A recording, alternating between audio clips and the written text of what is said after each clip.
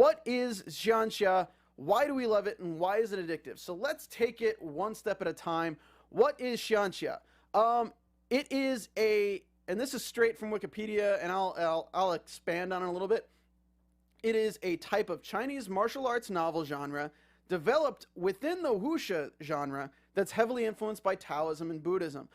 It's basically a way of making martial arts novel writing supernatural, with more at stake, with more kind of fantasy elements, with dragons and spirits, ghosts, immortals, and magic, all sorts of things. And it usually always centers around one central theme of cultivation of the body, spirit, and mind to achieve greater goals through different circumstances and different situations that threaten the life of our MC, the main character. If you don't know some of these abbreviations that people really use a lot to describe these novels, MC means main character, OP means overpowered.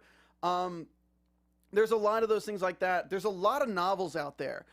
So you'll see in the Reddit threads, people are like ROTWRT or MW or what's another one? AWE is a will eternal. Like, so you kind of have to familiarize with a lot of these abbreviations, or you won't really understand what people are talking about.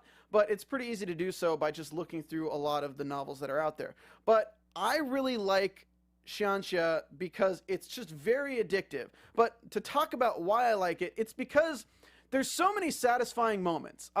If I had to tell you why I enjoy it, it's the same reason I like Dragon Ball Z, right? Dragon Ball Z is an anime that takes a lot of the same kind of themes from wuxia and Xianxia. Like, it has a lot of the same elements of, a main villain of the time growing past your limits to defeat that main villain through training and through different things that have to do with more than just your physical state, but your mental state. And then kind of the battles within are really fun. Xianxia has a great way of doing that as well. So it's preying upon my childhood love of Dragon Ball Z in a way, because as an American, that's what I got introduced to the whole supernatural anime function. But it kind of fills that void that I had in my life, because I'm not a big fan of Dragon Ball Super. But I started reading these, and it's just so addictive. And why is it addictive? That's our third question for the side quest. One word, everybody: cliffhangers. I don't know what it is, but Cocoon Cow, Ergen, I Eat Tomatoes, all these authors are just phenomenal at creating cliffhangers with every single chapter.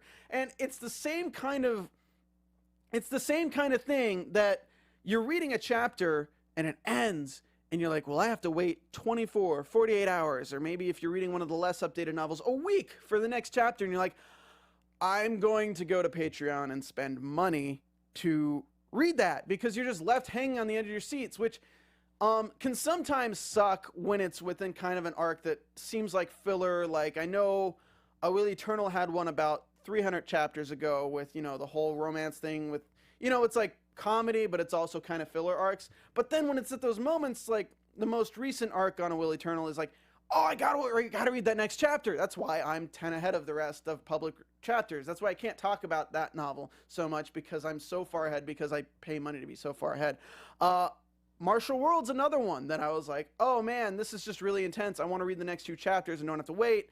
So I throw $5 at the Patreon. So every day I'm 2 chapters ahead of the public releases. So it's really fun, because the cliffhangers just always get you. They always get you. And the writers are just so good at them. So I think if I was to say why we're addicted to it, it's for the satisfying moments which come from these themes we're going to be talking about in our main topic today.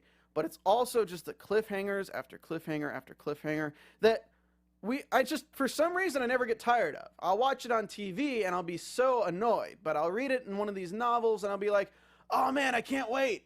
Which, it just, again, goes back to that centralized thing in my mind of Dragon Ball Z. Next time on Dragon Ball Z! Like, that's the kind of feel you get